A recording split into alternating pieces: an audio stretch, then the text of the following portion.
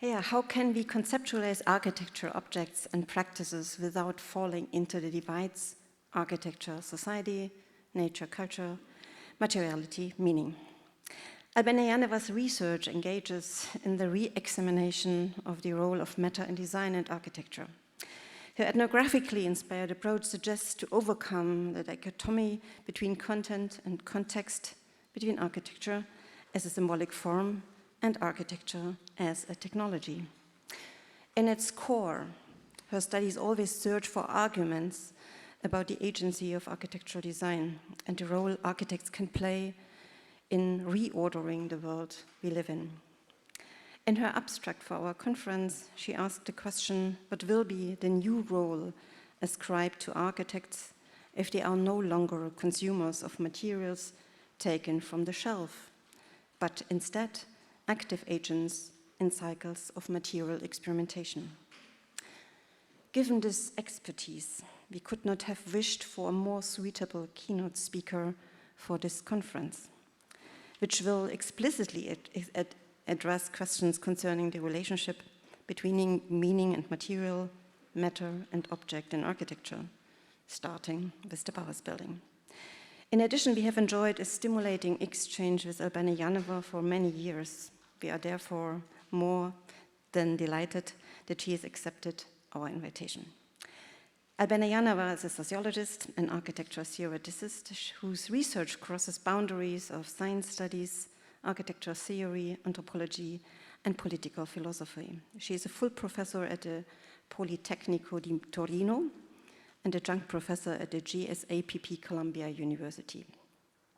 Her books explore the current conditions of architectural practice and the political outreach of design and have been translated in many languages.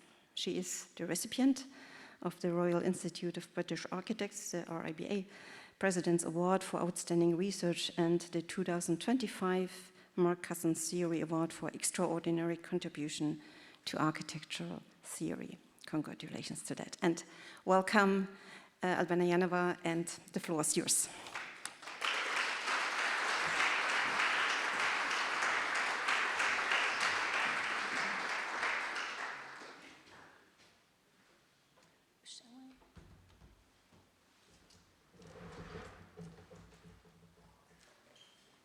Move it or use this table. Yeah. Sorry? Oh, okay. Yeah.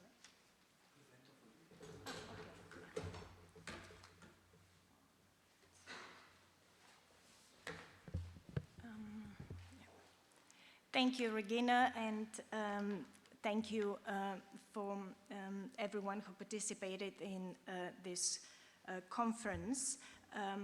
In the organization and the participants as well.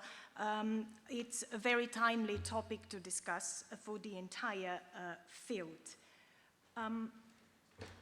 So in my presentation,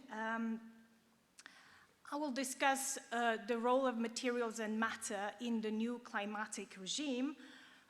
Without knowing that we'll be talking about divas, in a way I also have a diva in my story and the tensions between iconicity and materiality, of course, that come with the discussions around divas. So I will start with an example that comes from Venice. That's my diva. So what makes the Venice Lagoon unique? And of course, what makes Venice unique, it's a question that we can debate a lot. But what makes the Venice Lagoon unique is the magical silhouette of a water forest of wooden bricole in plural, spreading across the vast aquatic landscape of the lagoon. So thousands of them take part in this fairy-like iconic landscaping. Made of oak, larch or chestnut poles driven into the lagoon bed, numbered and also displaying speed limit signs, these objects designate the waterways mark the edges or the entrance of navigable channels, signal the shallow areas, and regulate marine traffic throughout the entire Venetian lagoon system. The bricole, we might say, render the landscape intelligible, providing information to sailors regarding tides. They are a semiotic tool, we might argue, and as semiotic tools, they allow the lagoon to be read and understood. They communicate, however, solely with water-bound individuals and species, while the earth-bound pedestrians remain oblivious to their messages. Yet, are the bricole just instruments of spatial legibility? Simple artifacts whose teleonomic forms took shape as negotiation between the natural forces of the site and its unique material culture? Or are they nature-culture hybrids guiding and defining life in the lagoon? Or perhaps just quasi-technical objects regulating navigation? What makes this bricole important as materials, and what is it that makes them traceable? Little is known about the bricole, especially as the bricole as a fragment of history. The existing research places the focus on the bricole as symbols of the relationship of Venetians with water and their boats. They interpret it as representing the culture of the territory, the identity of Venice as a city built on wooden piles. And the interpretations revolve around this representational power of the bricole. Bricole are, however, materials that can be fully circular. Long is the list of art and design companies engaging in creative reuse of reclaimed bricole. I will name just a few: Riva 1920, Design, Legame, Idea Legno, Brocanelli, among others. So all these art and design companies use the bricole to fabricate artworks, tables, benches, all sorts of furniture, and they're inspired by the soul of the wood. So even in their publicity materials, in their design materials, they often say, we fabricate wooden floors with a soul. And they praise the rustic character and unusual origin of the material that carries the traditions, bringing the uniqueness of Venice waters into domestic interiors. And as we see in this discourse of reuse, the wood is romanticized as telling the story of the sea and covered by new myths. Yet, dwelling on the mythical value of this object, on the iconic value of Venice and significance, will not help us understand this material and the city better. How can we challenge this implausible philosophy of history in which objects remain immobile and gain symbolic meanings? I would argue that in order to shed light on the bricole, or in fact any material or matter, we need to focus on what the bricole do, rather than what they mean, what they symbolize and represent. We need to unravel the whole network that turns them into agents and that turns them into historical agents, ecological, infrastructural, and technical networks. To understand the historicity of the bricole, we need to trace the processes of production, use, numbering, maintenance and replacement, salvage and reuse, thus bringing together multiple interconnected strands. And that's precisely what the ambition of this conference is, to talk about all these processes behind the iconic processes of use, maintenance, reuse, and salvage. Of course, aging is all behind those. In what follows, I'll provide glimpses on some of these strands, again following the bricole as a key actor. The bricola, in singular, dolphin, is made out of one pole, a pollina that is used for mooring boats, or the multiple wooden poles, typically 10 to 15 meter long. When they join together, they have a different meaning. They usually have 10, 15 meter long poles with a diameter between 35, 50 centimeters, and they're typically made of European oak. The wood is selected, prepared, and shaped. The poles are cut to length and sharpened at the bottom to ease driving them into the lagoon bed. Then they're tied together and submerged into the lagoon for most of their length. The arrangement is made according to a special system of grouping associated with their meaning. The bricolae are also limited. It is assumed their number is close to 100,000. It's impossible to actually count them in the lagoon. Each of them has been, however, catalogued and assigned an identifying number, and they're trying to continue cataloging and count the precise number. They have geographic coordinates and a set of additional characteristics according to the data available at the CVN, the Consorzio Venezia Nova. They require also constant inspection, as the poles need to be replaced to avoid becoming dangerous for navigation. Sometimes they're replaced every 5 years, sometimes 15 to 20 years in the past. Yet recent changes in the characteristics of the water due to rising temperature, current, salinity, and pollutants have led to the reduction of the lifespan of the bricolae. Especially the xylophone organisms in the water are much more active in warmer temperatures. So piles now need to be replaced every 18 months, 18 to 24 months. There's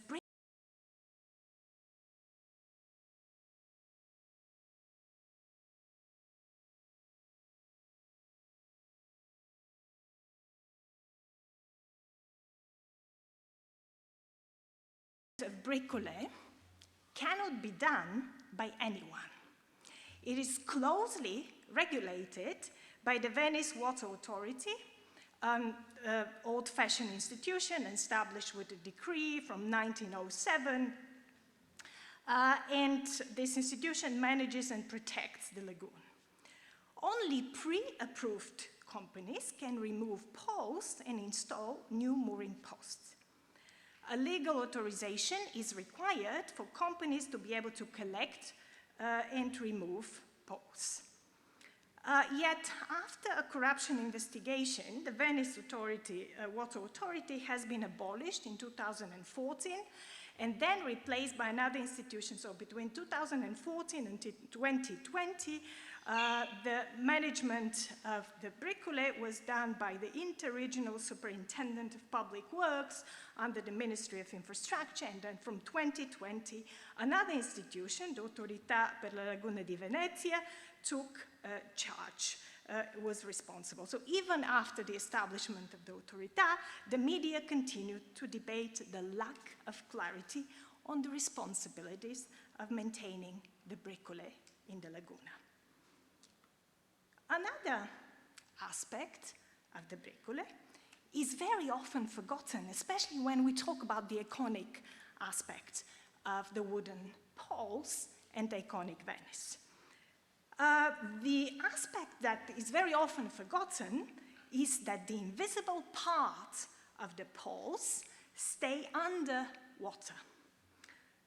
Immersed in brackish waters, The wood is submitted to the activity of the Teredo shipworm, a mollusk, this guy on the left. This is a mollusk that really eats wood. They feed on wood, and they remove the sugary and hemicellulose parts of the wood, as well as all residues of salt. This, in a way, leads to unique patterns, as we can see here on this slide.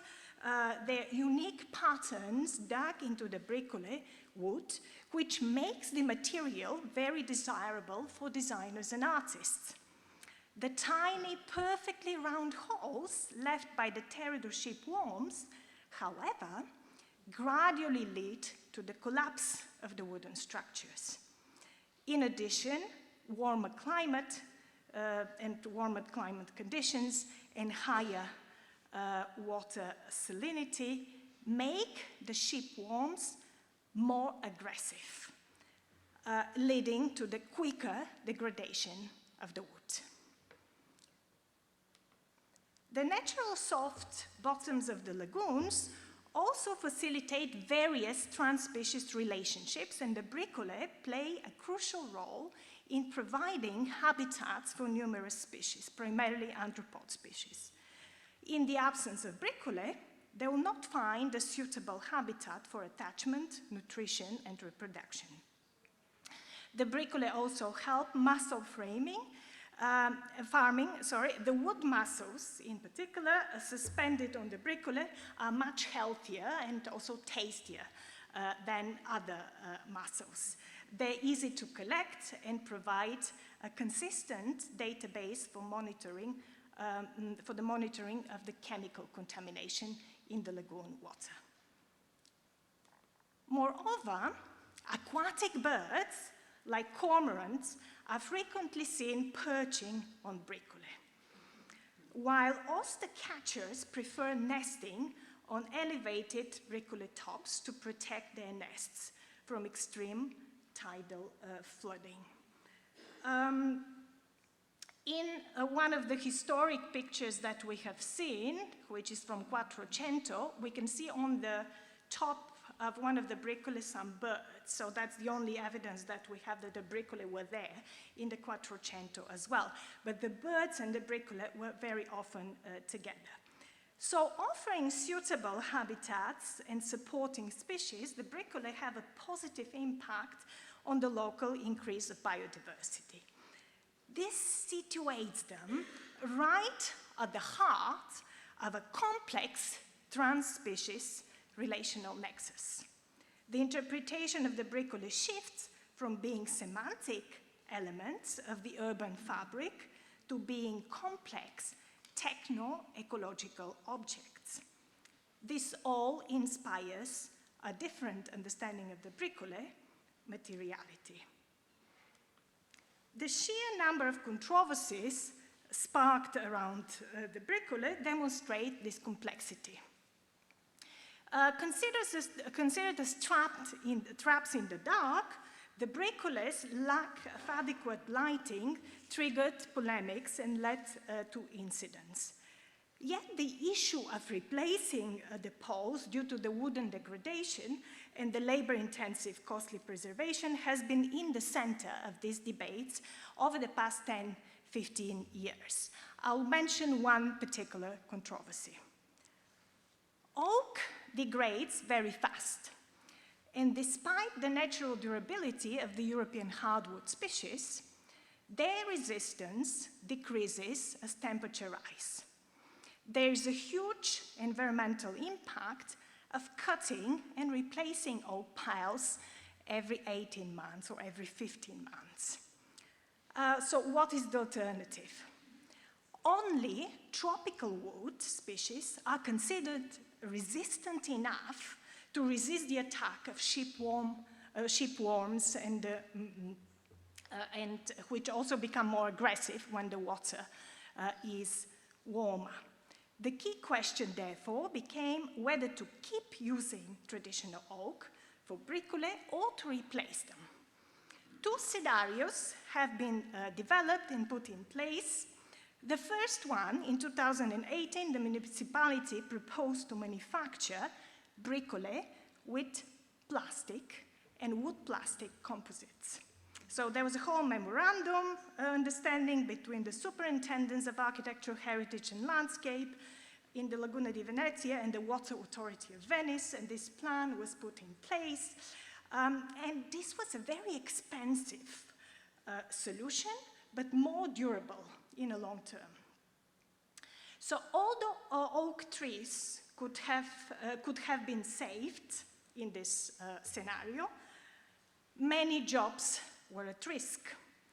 And the debate around the first plastic bricolage in the lagoon became extremely heated.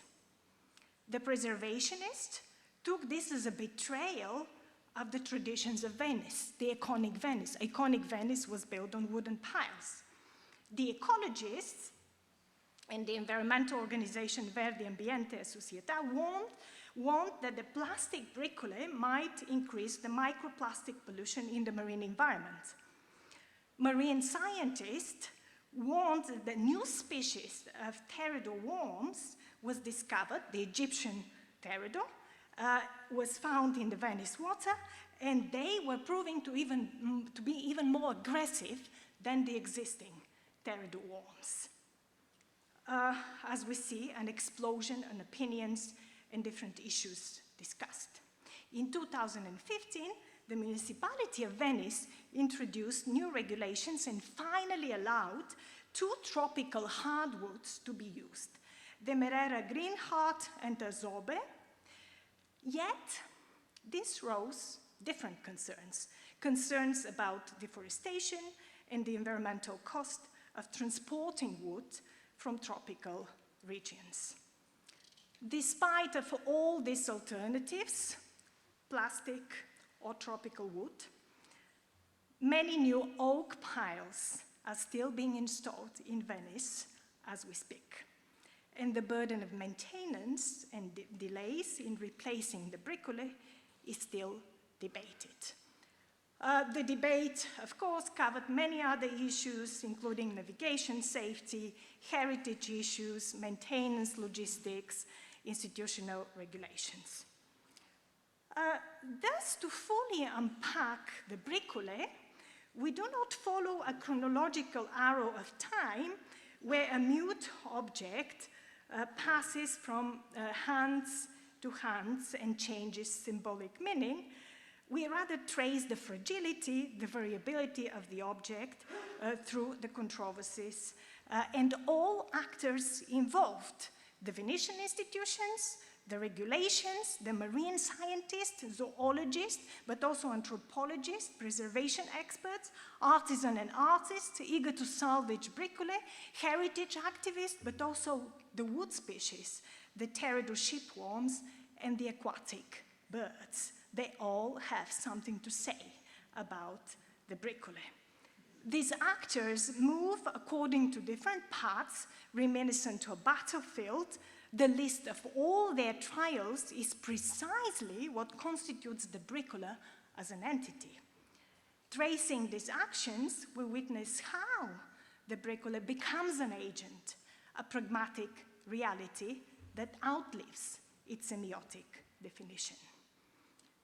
So following the disputes, we can gradually shift from a history of heroic humans who discover or transform our historical objects towards a history that foregrounds the role of non-humans, a history extended to things, to materials. A different understanding of materials can be gained when we trace the networks of agitations triggered by the uncertainty and passions surrounding the fragility of things.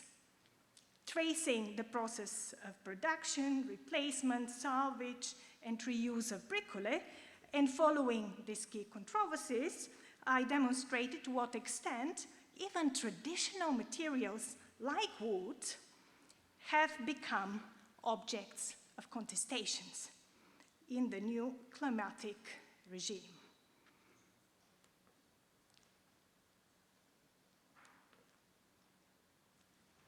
May 2025. I will invite you to sail through the lagoon a little bit longer with me. And if we continue sailing, we reach another destination, the Arsenale, to see an installation presented at the 19th edition of the International Architecture Exhibition of Biennale di Venezia. Some of you might have seen it. This is Canal Café, and it draws from the PH project of Diller, Scofidio, and Renfro architects presented at the 2008 Biennale di Venezia, which at the time was announced, but it was not authorized by the city, so the installation did not happen in 2008. The 19th edition of the Biennale was an opportunity for Diller, Scofidio, and Renfro architects to rethink the project. Canal Café is an installation that draws water from the canal and channels it through a purification system that removes sludge, sewage, and toxins. The water then enters a glass-holding tank divided into a series of compartments, which you can see, with different filters in these compartments, and the filters eliminate the remaining solids. The clean and safe water is used to produce a special espresso steeped in the flavor of Venice. The display is reminiscent of a laboratory. And as we have seen before, we are right at the heart of laboratory experimentation. Bauhaus is the place where all this experimentation started. This laboratory, however, allows visitors to observe the process and technologies of water purification, making the installation, so in the system you can literally see how the canal water is taken and then undergoes a process of biofiltration. There's special hydrophyte plants that are placed on the top of the containers. Then the water is further purified by mechanical filtration, and then the distilled water is used for coffee. So luckily, we need just a little bit of water for espresso. Other types of beverages were not allowed. So making the installation tube transparent allows the Biennale visitors to literally witness the dark, muddy water being pumped from the canal and then slowly being processed through the different filtration systems, which I have shown, and then gradually getting cleaner and cleaner until finally it becomes potable, drinkable. When you look at this, you feel a mixture of disgust and delight. As Diller notes in an interview, because I followed for 5 months the development of this installation as a part of a longer project to do an ethnography of the process of curating and planning this edition of the Biennale, and this was one of the case studies. So in an interview reflecting on this installation, Diller says, this sort of disgust and delight was part of the idea. It's not the most appetizing things to see, but intellectually, you can understand that and take pleasure in the experiment, end of quote. So for the visitors experiencing that complexity and realizing how much work goes into transforming dirty water into safe drinking water, was in a way enlightening. So there was a didactic aspect in staging this laboratory in front of everyone.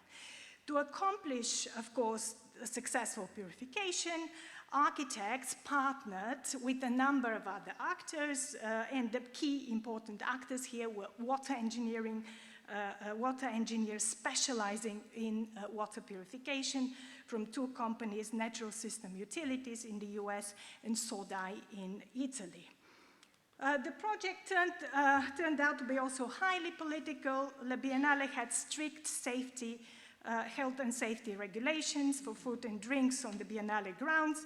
as serving filtered water from the lagoon requires, as you can imagine, extra authorizations from many authorities in the city, health departments, water departments, and a lot of other municipalities all gathered in what they call a roundtable Conferenza de Servizi, attended by the Biennale team and the architects and the engineers. However, a one-off approval was not sufficient. For the project to succeed, architects had to monitor water in real time and to prove regularly to the authorities that the purification system was working.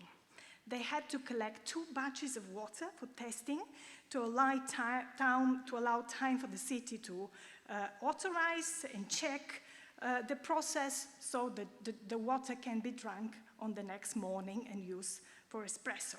This convoluted process of securing authorizations kept everyone on their toes right until the vernissage. In fact, on the 7th of May, the day of the vernissage, there was no espresso. The installation was not working. It began working later.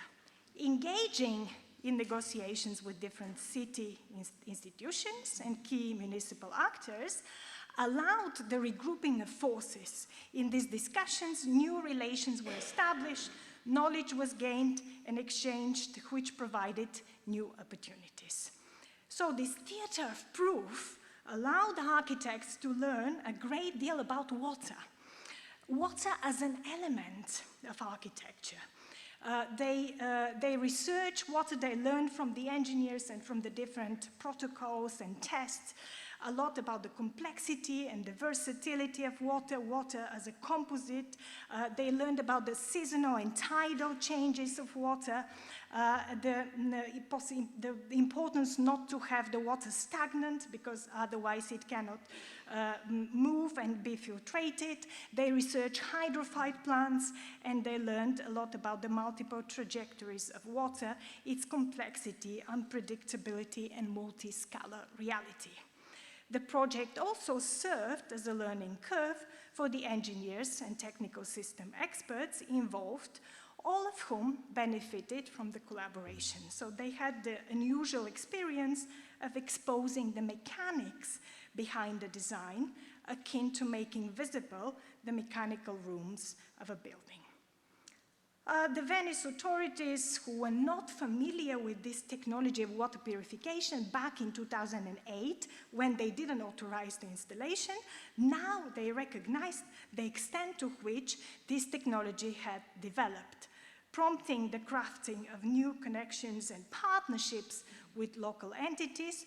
The Biennale, especially with this installation, materially reconfigured the practices of designers, engineers, curators, the Biennale team, and the installation became a site of politics.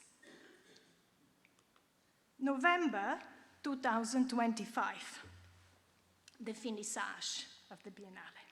It's 5:30 in November, it's dark. The water in the containers is rather darkish, but a fresh smell of espresso fills the air at 5:30. So we see it here on this case that a number of processes and materials had to be carefully aligned to bring typically unseen engineering systems into the public eye and to reveal the technical expertise that commonly goes unnoticed in such efforts. We might, of course, question this installation and the tactics. Is this what is needed? A fancy espresso made from the canal water, in order to raise awareness about aging, about the depletion of natural resources, and the need to invent new water purification systems. Isn't this project turning Venice into a distant and abstract experimental setting for techno-engineering spectacles? And we can continue the list of questions that I'm sure you also have in your mind when you listen. Regardless of one's opinion, On this skillfully staged and technically coded espresso delivery, or the didactic repertoire of communicating climate issues, Canal Café convincingly pointed to ways of rethinking the working choreography of architectural practitioners in this time of climate emergency. Instead of providing a subjective interpretation of a kind of single nature, the installation staged in full swing the bifurcation of nature, amplified by the ecological crisis. It demonstrated how water engineers became valuable collaborators, but also acted as spokespersons for local plans, which is something that we have seen in the Bricole case. And played a crucial role as skillful negotiators advocating for the project with city authorities. Canal Café promoted a concentration of collaborative processes, and this example in a way reinforced the need to assess the skills and competencies that architects will need to confront the climatic issues of tomorrow. Skills that are becoming more complex, diversified, and respected.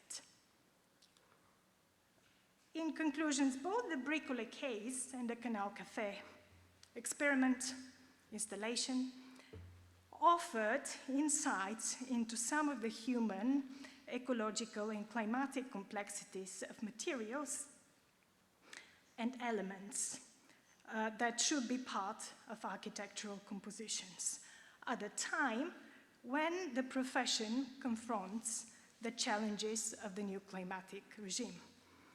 The construction industry is coming to terms with the legacy of modernism that led to the extensive use of carbon-intensive materials based on extractivist methods, with their detrimental impact on ecological balance and communities at global scale.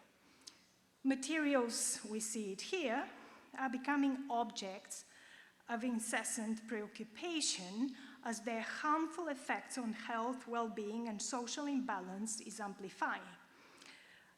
Faced with the climatic questions, contemporary architectural practitioners feel increasingly the pressing need to fundamentally rethink and redesign their working methods, and to remodel also traditional patterns of collaboration as we have seen. These examples prompt us to investigate further questions such as what kind of new material practices in investigatory tactics will be at stake in the laboratory of architects in the new climatic regime.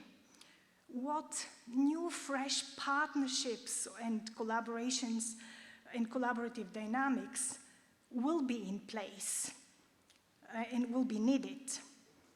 What processes of experimentation can enable a construction based on low carbon? And as we know, in the past decade, the discipline has been trying to provide answers to this question through the rethinking of renewable plants and earth materials, rethinking the cycles, the life cycles of labor, and many other solutions. What processes of experimentation would, in a way, reposition materials and elements such as water, air, wood, but also pollution, degradation, as full-blown participants in architectural compositions from the start? What new role will be ascribed to architects if they're no longer consumers of materials from the shelf? And we'll be discussing some of these traditional materials, modernist materials from the shelf, but they become rather active agents in these self-sustaining cycles of technological experimentation. How will this alter the relational dynamics in design practice and the wider social ecologies of the architectural and construction industries? Approaching these questions and many others with critical proximity, care, and respect can spare us the hazards of both climate skepticism and blatant activism, while gradually paving the way to a thoughtful and responsible re-evaluation of the consequences of design in time of climate emergency. Thank you.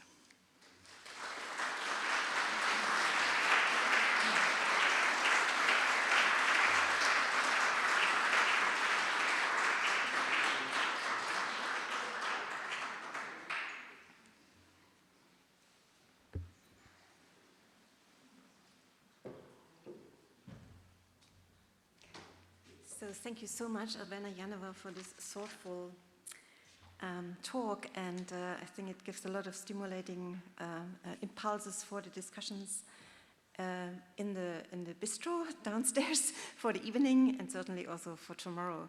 So this is an invitation to join us for getting together in the cafeteria of the Bauhaus, and we look forward for meeting us all together tomorrow at 10 again here in the auditorium.